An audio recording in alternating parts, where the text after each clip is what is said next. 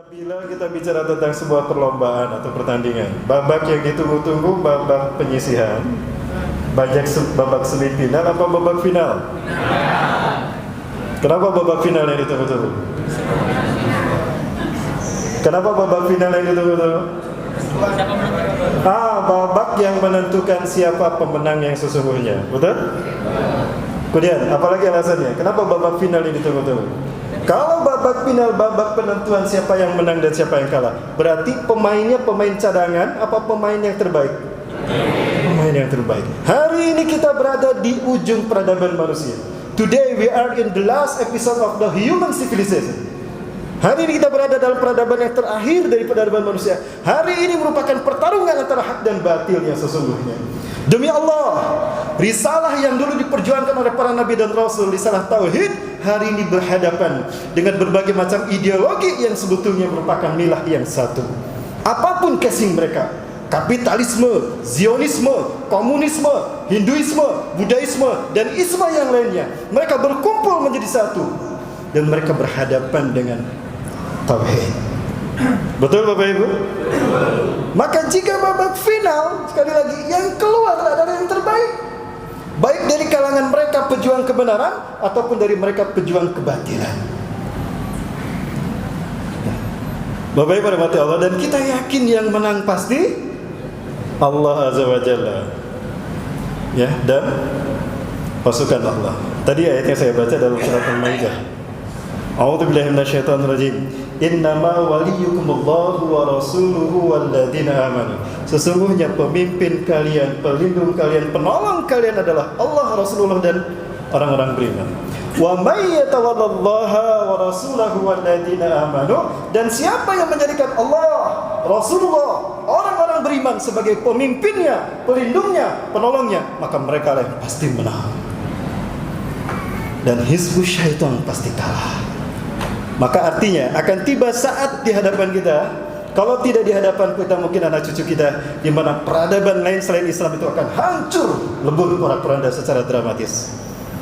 Akan tiba saat di mana kita akan menyaksikan kapitalisme akan kembali ke tempat asal mereka, komunisme akan kembali ke tempat asal mereka, dan isme yang lain pun sama.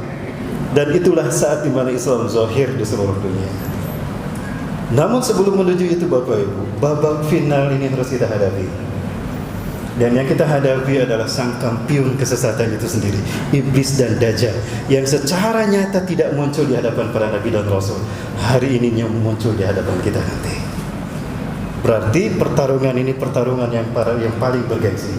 Bukan hanya mempertaruhkan reputasi para nabi dan rasul, bukan semata mempertaruhkan reputasi Rasulullah sebagai nabi dan rasul yang terbaik, tapi yang kita pertaruhkan dalam pertarungan ini adalah reputasi Allah sebagai satu-satunya Tuhan. Kenapa demikian? Karena sosok yang dihadapi, duo kampiun kesesatan iblis dan dajjal, mereka mengaku Tuhan. Jadi nama baik Allah yang dipertaruhkan. Inilah kenapa dikatakan babak final, dan pasukan yang memperjuangkannya adalah pasukan yang terbaik. Maka jangan heran jika banyak yang berguguran dari pasukan kaum muslimin ketika pertarungan ini terjadi. Pada saat itu kata Rasulullah SAW, umat Islam ini akan terpecah menjadi tiga. Yang pertama as-sulusul ula, sepertiga pertama dari mereka, alladzina yanfirun min hadhil ma'rakah, min tilkal ma'rakah, orang-orang yang berlari dari pertarungan yang sesungguhnya. Humul ladzina la yaqbalullahu taubatahum abadan, mereka adalah orang-orang yang Allah tidak menerima taubat mereka selamanya. Wa hum khaliduna fin nari jahannam, dan mereka kekal di neraka jahannam. Wasulutuhum tsaniyah, dan sepertiga yang kedua dari mereka, alladzina kutilu fitilkal ma'rakah, orang-orang yang gugur di pertarungan ini. Wa hum afdalu syuhada'i fil alam yaumaidin, dan mereka adalah syuhada terbaik hari itu. Wa thuluthumul akhirah, dan sepertiga yang terakhir, alladzina atahumun nusrah wan najah, orang-orang yang Allah berikan pertolongan dan kemenangan. Fahum la yuftanuna abadan, mereka tidak akan terkalahkan selamanya sampai hari kiamat. Pertanyaannya, kita mau termasuk yang mana? Sepertiga yang pertama, yang kedua, atau yang ketiga? Berarti yang pertama bukan pilihan kita, betul? Tempoh hari pilihan kita sama, yang pertama bukan pilihan kita. Wah, keseletot Bapak Ibu. Tolong di-delete ya. Bapak Ibu rahmati Allah Subhanahu wa taala, kembali kepada permasalahan tentang dajjal. Baik, Bapak Ibu rahmati Allah. Al-Qur'an adalah wahyu Allah yang menjadi pedoman hidup kita, dan Al-Qur'an ini syumul, komprehensif, integral. Dia menyentuh semua aspek kehidupan kita. Maka hal yang terbesar dalam kehidupan kita dan hal yang terkecil yang paling remeh pun Allah sebutkan di dalam Al-Quran. Allah bahas, Allah ceritakan. Betul Bapak Ibu? Baik.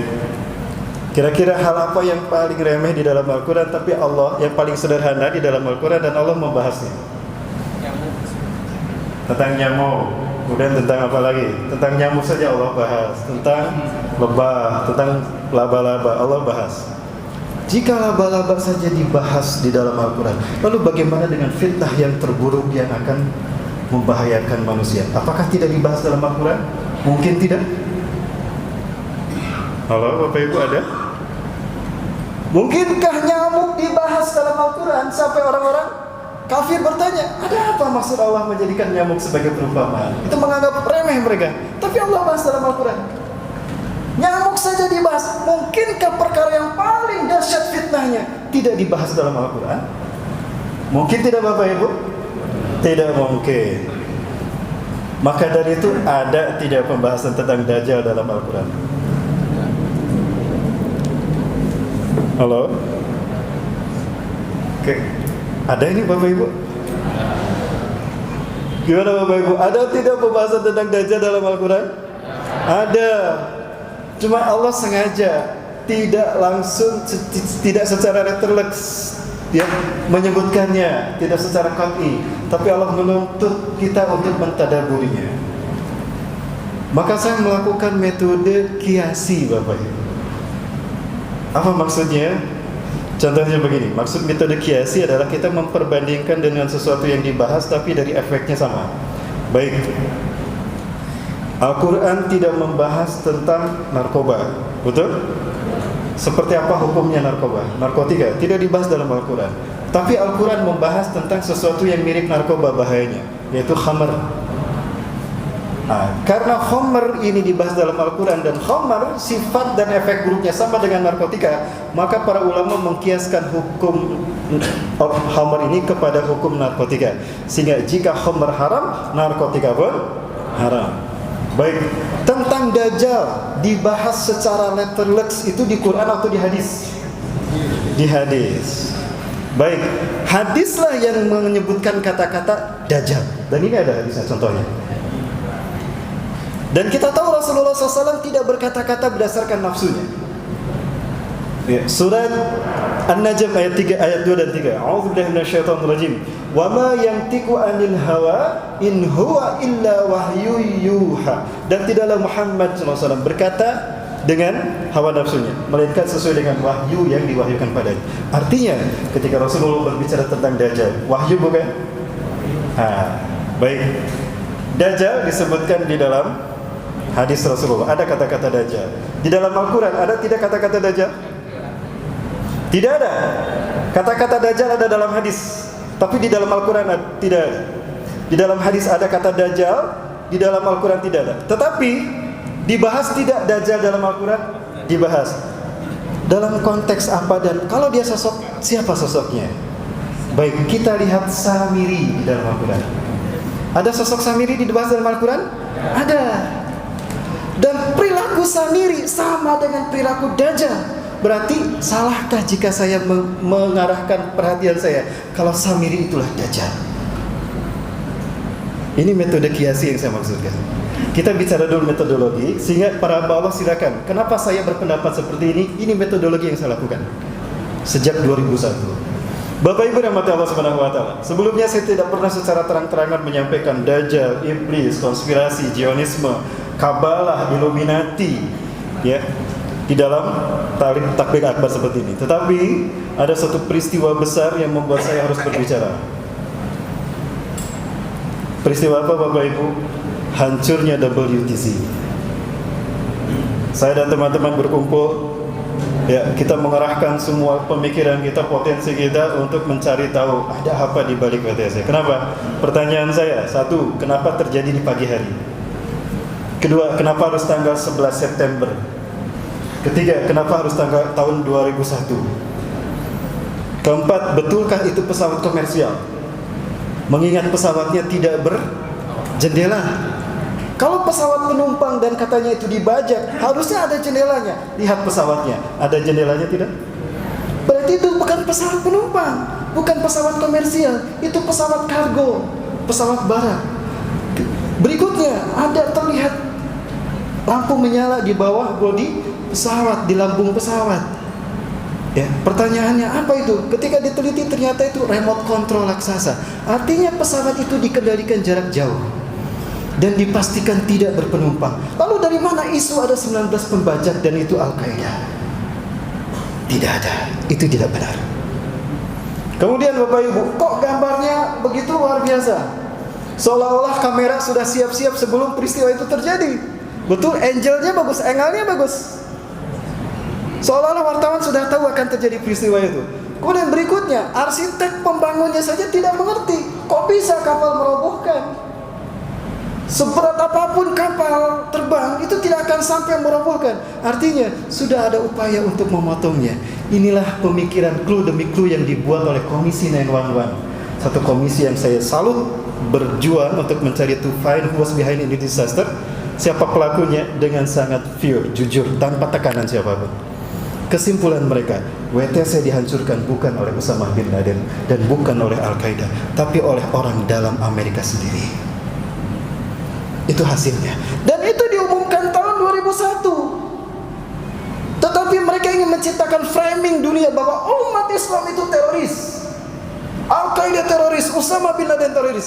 Padahal ternyata 2019 muncul berita di media, Gina Haspel, dia adalah direktur CIA, dia mengatakan, kami meminta maaf kepada Tuan Osama bin Laden dan keluarganya bahwa beliau tidak terlibat di dalam penghancuran WTC.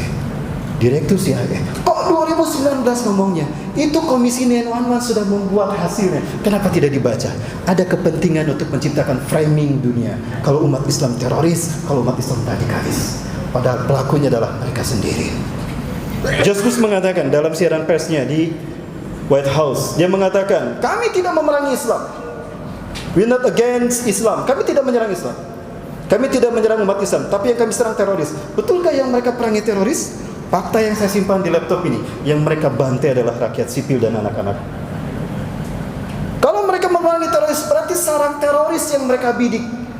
Teknologi mereka canggih dalam dunia perang. Tapi kenapa mereka salah bidik? Yang mereka hancurkan bukan sarang teroris, yang mereka hancurkan masjid perang Allah. Betulkah mereka bukan perang agama, bukan perang salib? Sebelum mereka melakukan penyerangan, mereka selalu melakukan kebaktian. Pendeta dan Injil ada di setiap titik di mana mereka melakukan penyerangan. Kemana fakta-fakta ini perginya Bapak Ibu? Inilah dahsyatnya mereka. Kenapa? Sistem Dajjal. Bapak Ibu, mohon maaf, penjelasan sejauh ini bisa diikuti Bapak Ibu? Agar kita jelas Bapak Ibu. Nah, ini yang menuntut saya harus berbicara. Oh, ada kebohongan.